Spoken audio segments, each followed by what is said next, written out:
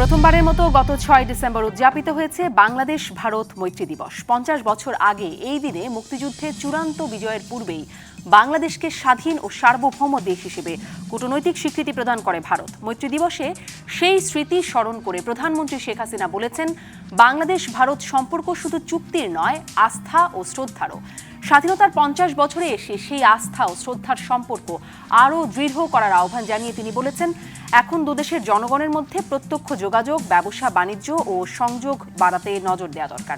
এই আহ্বানের প্রেক্ষিতে ভারতের প্রধানমন্ত্রী নরেন্দ্র মোদী এক টুইট বার্তায় বলেছেন, তিনিও দুই দেশের সম্পর্ক আরও গভীর করতে প্রধানমন্ত্রী শেখ হাসিনার সঙ্গে একযোগে কাজ করতে চান। এদিকে চলতি বছরের মার্চে নরেন্দ্র মোদীর বাংলাদেশ সফরের পর এবার বিজয়ের এই মাসেই ঢাকা সফরে আসছেন ভারতের রাষ্ট্রপতি রামনাথ কোবিন্দ।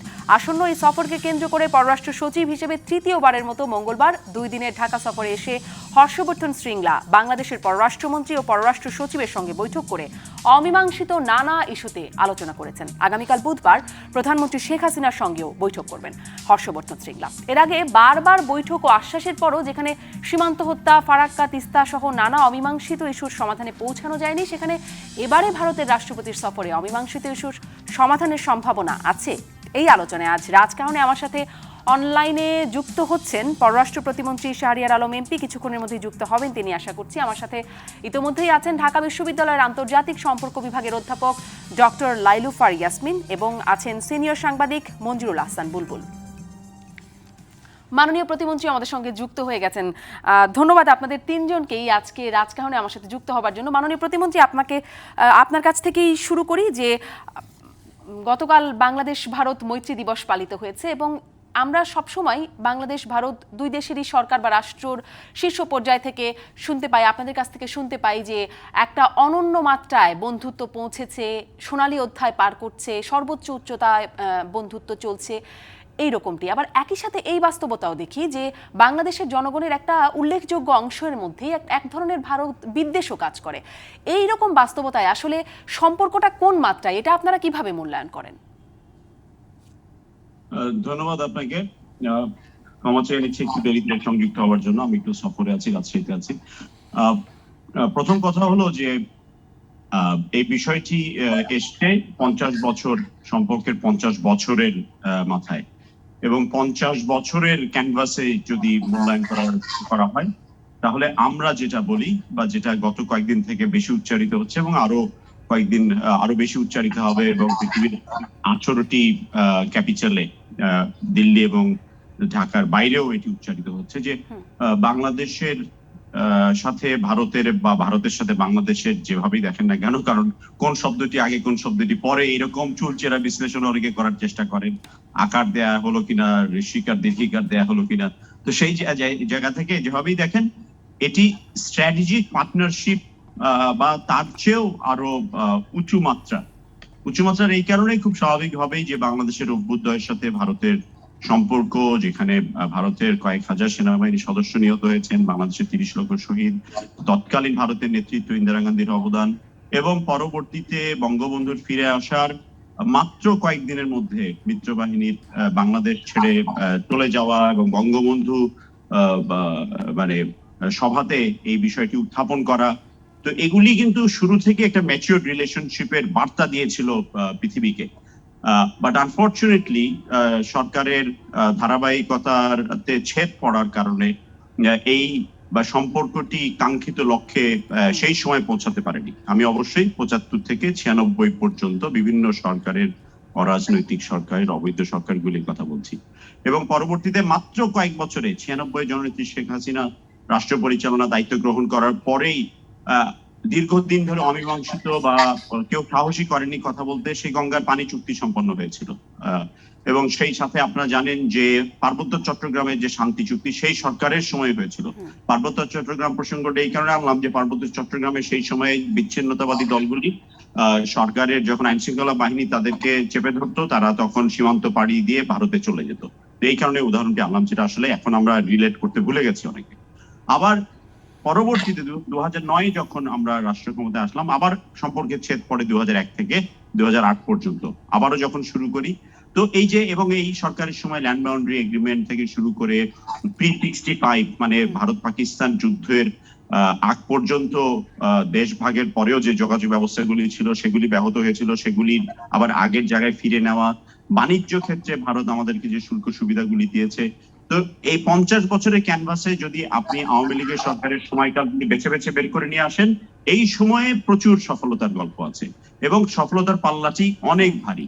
হ্যাঁ, অবশ্যই নেবার, একদম ক্লোজেস্ট নেবারের সাথে ইস্যুস থাকবে এবং এই ইস্যুস গুলি কতটা ম্যাচিউরলি দুটো দেশ হ্যান্ডেল করছে সেটা দিয়ে বিবেচ্য হবে। এবং রাজনীতি মানে পররাষ্ট্র বিষয়ে বা অন্য দেশের সাথে সম্পর্কের বিষয়ে আমাদের খুব খুব ঘন ঘন যে বিষয়টি আসে, আমি প্রসঙ্গ হয়তো পরে আনতে পারতেন আপনি বা আমি নিজে থেকে বলি, সেটি হলো কথা অনেক সময় মানে সীমান্ত হত্যাকে সবার আগে আনা হয়। হ্যাঁ, অবশ্যই আমরা একজন বাংলাদেশের জীবনকেও আমরা দেখতে চাই না যে সীমান্তে নিহত হচ্ছেন, কোনো বিচার হচ্ছে না, কিন্তু আমরা কিন্তু প্রতিটি মানে অতীতে যখন হয়েছে, বর্তমানে যখন হচ্ছে, আমরা কিন্তু ভারতের কূটনীতিকদেরকে ডেকে একটা নোট আমরা দেই, তাদেরকে ব্যাখ্যা প্রদান করতে বলি, তারা প্রয়োজনীয় ব্যাখ্যা দেন। এবং একটু বিব্রতকর হলেও সত্য যে আমরা অনেকে জানি বেশিরভাগ ক্ষেত্রে যে কি কারণে এই ঘটনাগুলি ঘটেছে, কিন্তু বাস্তবতা যাই হোক তারপরেও কিন্তু দুই দেশ স্বাক্ষর করেছে যে নন লিথাল ওয়েপন ব্যবহার করা হবে বা এটার ব্যবহার কমিয়ে আনা হবে। এবং ধারাবাহিকভাবে যদি দেখেন, আমার কাছে এই মুহূর্তে তথ্যপত্র নেই, দপ্তরে থাকলে আমি বলতে পারতাম যে এটা কমে এসেছে, কিন্তু ওয়ান টু মেনি, মানে একটি অনেক বেশি, এটা অবশ্যই আমরাও বলি বা স্বীকার করি। এই বিষয়গুলো উন্নতি করতে হবে, কিন্তু সার্বিক অর্থে আমার বোধহয় একটু থামা উচিত এই জায়গায়। আরো বিশ্লেষকরা আছে। 50 বছরের ক্যানভাসের মধ্যে আওয়ামী লীগ সরকারের নেতৃত্বে সরকারের সময়গুলি যদি দেখেন, ভারত বাংলাদেশের সম্পর্ক পৃথিবীর অন্য যে কোনো জায়গার যে কোনো পার্শ্ববর্তী রাষ্ট্রের দ্বিপাক্ষিক সম্পর্কের চেয়ে অনেক বেশি। মাননীয় প্রতিমন্ত্রী, আপনাকে অনেক ধন্যবাদ। আপনি রাজশাহী থেকে আমাদের সঙ্গে যুক্ত হয়েছেন, সেটি তো আছে। আপনি যে বিষয়গুলো বলছিলেন সেটি নিয়ে, বিশেষ করে সীমান্ত হত্যা, হ্যাঁ, আপনার কাছে পরবর্তীতে আরেকটু জানতে চাইবো যে আসলে যেই পদক্ষেপগুলো হয়েছে আপনি বলছেন কমছে, কিন্তু সেই শূন্যের কোঠায় নামানো যায় না কেন? এই প্রশ্নটা আমাদের সব সময় করতে হয়। আপনার কাছে পরবর্তীতে এটি করব, কিন্তু যেই প্রশ্নটি দিয়ে শুরু করলাম আপনার কাছে, ডক্টর লাইলুফার ইয়াসমিন, আপনার পর্যবেক্ষণটা একটু জানতে চাই যে সেই অভ্যুত্থান, যেটি মাননীয় প্রতিমন্ত্রীও আবারও পুনরায় মানে বলছিলেন, উল্লেখ করছিলেন যে সেই অভ্যুত্থান থেকে যেখান থেকে বাংলাদেশের সাথে সম্পর্ক, সেই অবদান আমরা ভুলে যাইনি। তারপরেও এই যে মানে একটা উল্লেখযোগ্য অংশের মধ্যে ভারত বিদ্বেষ, এই কারণগুলো কি কি? মাননীয় প্রতিমন্ত্রী একটা বিষয় বলছিলেন যে ধারাবাহিকতা, সেটি একটা ছেদ পড়া, সরকারের ধারাবাহিকতা ছেদ পড়া। আর কোনো কারণ আপনার মূল্যায়নে আছে কিনা? হ্যাঁ, একটা কঠিন প্রশ্ন দিয়ে আপনি শুরু করেছেন এবং মাননীয় পররাষ্ট্রমন্ত্রী এটা অনেকটা, পররাষ্ট্র প্রতিমন্ত্রী অনেকটা আমাদের জন্য লুসিডলি এটা এক্সপ্লেইন করেছেন। আমি যেটা মনে করছি যে দেখুন, এটা ভারত বিদ্বেষ ভাবে আমরা যদি না দেখি, আমরা যদি দেখি যে প্রতিবেশী দুটো রাষ্ট্রের মধ্যে কিন্তু অনেক সময় আমরা জানি যে অনেক ধরনের সম্পর্কের উত্থান পতন হতে পারে, এবং সেক্ষেত্রে আমি রাদার এটাকে অন্য পজিটিভ অ্যাঙ্গেল থেকে দেখতে চাই। সেটা হচ্ছে যে আপনি দেখবেন কৌটিল্য এই অঞ্চলের যে যিনি ইন্টারন্যাশনাল রিলেশনস এর উপরে অনেক কিছু লিখে গেছে, তার অর্থশাস্ত্র বইতে যেটা লিখেছেন যে নেইবার হচ্ছে ন্যাচারাল এনিমি, কিন্তু আমরা কিন্তু ভারত এবং Bangladesh they made a choice to become friends, এবং সেখানটা দিয়ে আমরা যদি শুরু করি তাহলে কিন্তু আমরা বিদ্বেষের ইস্যুটা থেকে আমরা সরে ওটাকে পজিটিভলি কিভাবে ট্রান্সফর্ম করা যায় সেই বিষয়ের উপর আমরা আলোকপাত করতে পারি। আমরা যদি শুধুমাত্র বিদ্বেষের উপরেই জোর দেই তাহলে কিন্তু ওই অবস্থা থেকে বের হতে পারবো না। আর দুজন নেইবার পাশাপাশি থাকলে যে নেইবারকে কিন্তু আমরা বদল করতে পারি না, সেই জন্য আমার নেইবারের সাথে আমার সম্পর্কের কোয়ালিটেটিভ মাত্রাটা কিন্তু একটু অন্যরকম হবে, এবং সেক্ষেত্রে দুজনকেই ছাড় দিতে শিখতে হবে এবং দুজনকেই পরস্পরকে আরো বুঝতে শিখতে হবে। 1971 সালের কথা এসেছে যে 71 সাল থেকে যেভাবে করে আমরা সম্পর্ক এগিয়ে নিয়ে গেছি, এবং 71 সাল কিন্তু আমাদের কাছে মডেল, এবং সেই কারণে কিন্তু আজকে রোহিঙ্গা ইস্যুতে আমরা যে হিউম্যানিটেরিয়ান অ্যাপ্রোচ নিয়েছি, আমরা কিন্তু শিখেছি কিভাবে করে যে অন্যদেরকে আমরা সম্মান করতে পারি, তাদের সমস্যার সময় আমরা দাঁড়াতে পারি, এবং সেজন্য আমি মনে করি যে আমরা যদি পজিটিভ অ্যাসপেক্ট গুলো তুলে ধরি তাহলে কিন্তু এই বিদ্বেষটাকে আমরা সামাজিকভাবে অনেকটাই আমরা মোকাবেলা করতে পারবো, পলিটিক্যাল ভাবে মোকাবেলা করতে পারবো। আমি সেই পজিটিভ সাইড গুলোকে রাদার এমফাসাইজ করতে চাই। নিশ্চয়ই, অনেক ধন্যবাদ ডক্টর লাইলুফার ইয়াসমিন। জনাব মঞ্জুরুল হাসান বুলবুল, একটা মানে ভারত বিদ্বেষী রাজনীতিও আছে বাংলাদেশে, সেটাও বিরাজ করে। আপনার পর্যবেক্ষণ কি? মানে বিদ্বেষ যদি নাও বলি বা একটা নেতিবাচক মনোভাব যদি বলি, সেটার কারণগুলো আপনার পর্যবেক্ষণে কি কি?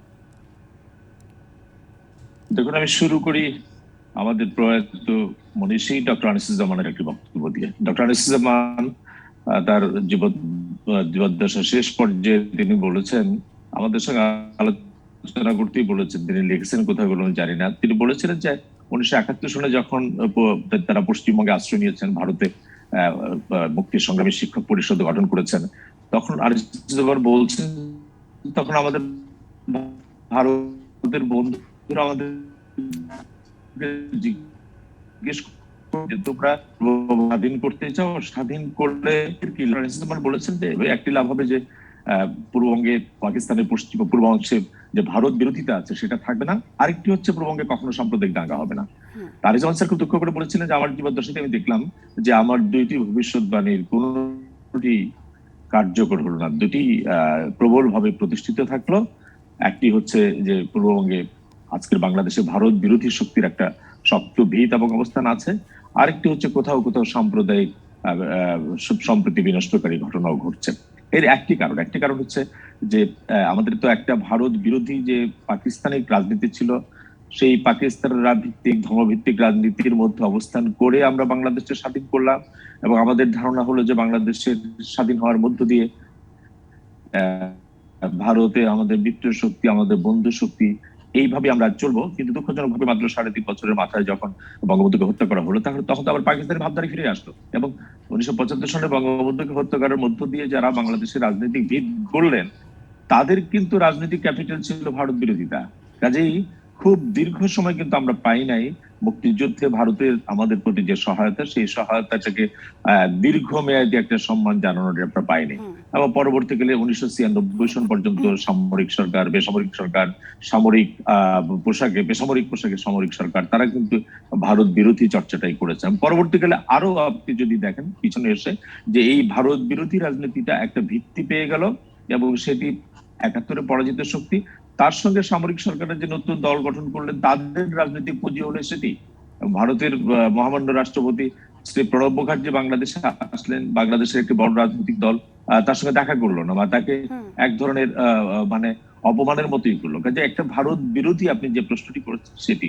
আরেকটি হচ্ছে মাননীয় পররাষ্ট্র প্রতিমন্ত্রী বলেছেন যে আমাদের সম্মান, আমাদের সম্পর্ক, যেটা আপনিও বলেছেন যে আকাশ সমান উচ্চতায় গিয়ে পৌঁছেছে, সীমান্ত তিস্তায় কতগুলি বিষয় আমাদের সঙ্গে আছে। আমি খুব বিনয়ের সঙ্গে আজকে একটি কথা বলি যে যেটি মাননীয় আপনি শারমিন আপনি শুরুতে যে সূচনা বক্তব্যে মাননীয় প্রধানমন্ত্রী বক্তব্যে বলেন যে আমাদের সম্পর্কটি হবে আস্থা এবং শ্রদ্ধা, এবং নিশ্চয়ই আস্থা এবং শ্রদ্ধার জায়গাটা আমরা চাই। কিন্তু আমি আজকে যেহেতু সুযোগটি পেলাম এবং এমন একটি সময়, সেই সময় বলি যে আমি খুব বেদনার সঙ্গে লক্ষ্য করলাম এই শ্রদ্ধার জায়গাটিতে আমরা কি সমান জায়গাটাতে থাকলাম। আমাদের গত মার্চে আমাদের স্বাধীনতার অনুষ্ঠানে মার্চ মাসে শ্রী নরেন্দ্র মোদী বাংলাদেশে আসলেন, আমাদের বিজয়ের সুবর্ণ উৎসব যেটি 16ই ডিসেম্বর, সেখানে যোগ দিতে আসছেন ভারতের মহামান্য রাষ্ট্রপতি। এটি খুবই আনন্দের ব্যাপার, আমরা তাদের প্রতি সেই সম্মান জানালাম।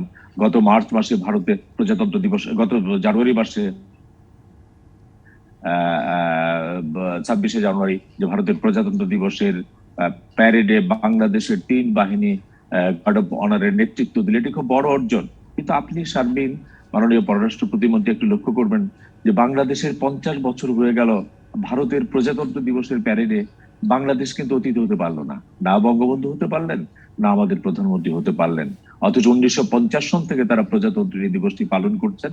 ইন্দোনেশিয়ার সুকর্ণো থেকে এসেছেন, ভুটান 4 বার, নেপাল 4 বার, এবং পাকিস্তান আবার 65। গোলাম মোহাম্মদ গভর্নর জেনারেল এবং পাকিস্তানের কৃষিমন্ত্রী সেখানে অংশ নিয়েছেন, আফগানিস্তান অংশ নিয়েছে, মালদ্বীপ অংশ নিয়েছে, শ্রীলঙ্কা অংশ নিয়েছে, কোন পৃথিবীর দেশ 4 বার অংশ নিয়েছে। এই 50 বছরে ভারতের প্রজাতন্ত্র দিবসে বাংলাদেশের প্রধানমন্ত্রী বা সেটা বঙ্গবন্ধুই যদি করতেন খুব ভালো হতো, কিন্তু বঙ্গবন্ধু না করার পরে বঙ্গবন্ধুর কন্যা শেখ হাসিনা 2 মেয়াদের, 3 মেয়াদের, 4 মেয়াদের প্রধানমন্ত্রী, একটা প্রজাতন্ত্র দিবসে বাংলাদেশ কি প্রধান অতিথি হতে পারতো না? এই কষ্টবোধগুলি কিন্তু আছে। কাজে আমরা যখন শ্রদ্ধার জায়গাটা আমরা দেখবো, এইবার যখন হর্ষবর্ধন শ্রীংলা মাননীয়, কারণ এই কথাটা আমি বললাম যে গত 1 সপ্তাহ ধরে ভারতের বাংলাদেশের হাই কমিশনার ছিলেন পিনাক রঞ্জন চক্রবর্তী, বিনা সিকরি, দেব এবং তাদের সঙ্গে দিল্লির সাংবাদিক বন্ধুরা কথা বলেছেন, সৌম্য বন্দ্যোপাধ্যায় আমাদের বন্ধু সাংবাদিক, তিনি কথা বলেছেন।